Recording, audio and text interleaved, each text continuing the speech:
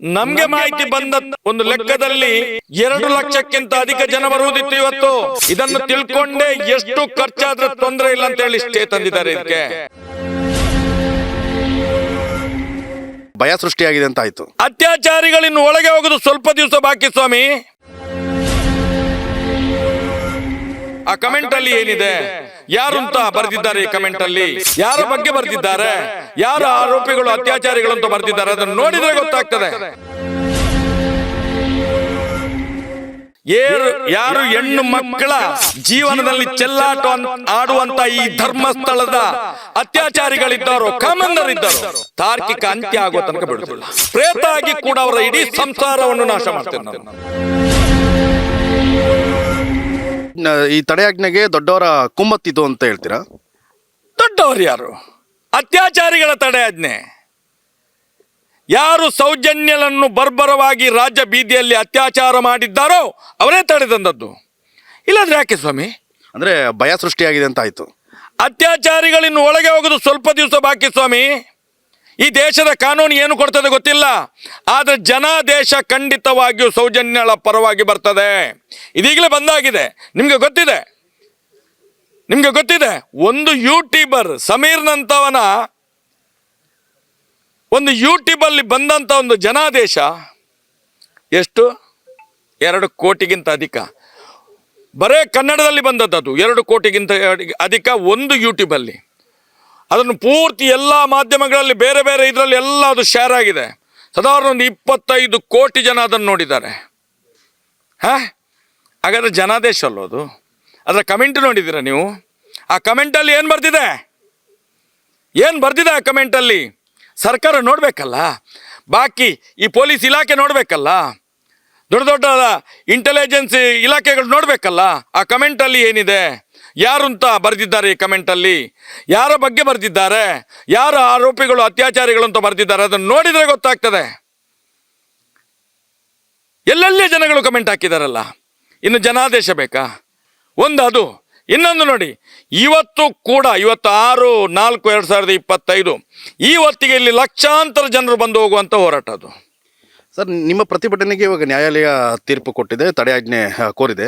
ಅಂದರೆ ಈಗ ಈ ಒಂದು ಬೆಳವಣಿಗೆಗೆ ನೀವು ಇದು ಕೊನೆಗೊಳ್ಳುತ್ತಾ ಪ್ರತಿಭಟನೆ? ಮುಂದೊಂದು ದಿನ ಈ ಪ್ರತಿಭಟನೆ ಮತ್ತೆ ಮಾಡ್ತೀರಾ? ಅಯ್ಯೋ, 13 ವರ್ಷ ಹೋಗಿದೆ, ಇನ್ನೂ 13 ಅಲ್ಲ, ಇನ್ನೂ 26 ಹೋಗಲಿ. ಸೌಜನ್ಯಳಿಗೆ ನ್ಯಾಯ ಸಿಗದೆ, ಯಾರು ಅತ್ಯಾಚಾರಿಗಳಿದ್ದಾರೋ, ಯಾರು ಕಾಮಂದರಿದ್ದಾರೋ, ಯಾರು ರೇಪಿಸ್ಟ್ಗಳಿದ್ದಾರೋ, ಯಾರು ಹೆಣ್ಣು ಮಕ್ಕಳ ಜೀವನದಲ್ಲಿ ಚೆಲ್ಲಾಟ ಆಡುವಂಥ ಈ ಧರ್ಮಸ್ಥಳದ ಅತ್ಯಾಚಾರಿಗಳಿದ್ದಾರೋ, ಕಾಮಂದರಿದ್ದಾರೋ, ತಾರ್ಕಿಕ ಅಂತ್ಯ ಆಗೋ ತನಕ ಬಿಡುವುದಿಲ್ಲ. ನಾನು ಹೇಳ್ತೇನೆ, ನಾನು ಸತ್ರೂ ಕೂಡ ಬಿಡುವುದಿಲ್ಲ. ನನ್ನ ಪ್ರೇತ ಆಗಿ ಕೂಡ ಅವರ ಇಡೀ ಸಂಸಾರವನ್ನು ನಾಶ ಮಾಡ್ತೇನೆ ನಾನು. ಇದಾ ಸೌಜನ್ಯಳ ಸಾಕ್ಷಿ. ಅವಳು ಕೂಡ ನಮ್ಮ ಜೊತೆ ಇರ್ತಾರೆ. ನಾವು ನಾಳೆ ಸತ್ರ ಕೂಡ ಅವಳ ಪ್ರೇತ ಕೂಡ ನಮ್ಮ ಜೊತೆ ಇರ್ತದೆ. ಅದು ಶಕ್ತಿ, ಅದು ಸ್ವಾಮಿ, ಅದು ಶಕ್ತಿ. ಅದು ಸೌಜನ್ಯ ಅನ್ನುವಂಥದ್ದು ಹೆಣ್ಣು ಮಗುವಲ್ಲ. ನಾನು 13 ವರ್ಷದ ಹಿಂದೆ ಹೇಳಿದೆ ನಾನು, ಅವಳು ಶಕ್ತಿ, ಅವಳು ಮಹಾಕಾಳಿ, ಅವಳು ಚಾಮುಂಡೇಶ್ವರಿ, ಅವಳು ರಕ್ತೇಶ್ವರಿ, ಅವಳು ದುರ್ಗಾ ಪರಮೇಶ್ವರಿ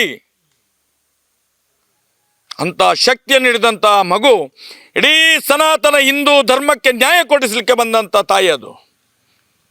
ಅದರ ಜೊತೆ ನಾವಿದ್ದೇವೆ.